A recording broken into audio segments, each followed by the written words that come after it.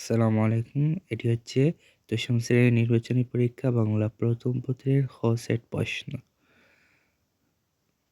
আপনারা যারা যে সেটের প্রশ্ন চান আমাদের কমেন্ট বক্সে জানিয়ে দিন। ইনশাআল্লাহ যতটুকু সম্ভব চেষ্টা করে সে সেটের প্রশ্নটা আপলোড করার চেষ্টা করব।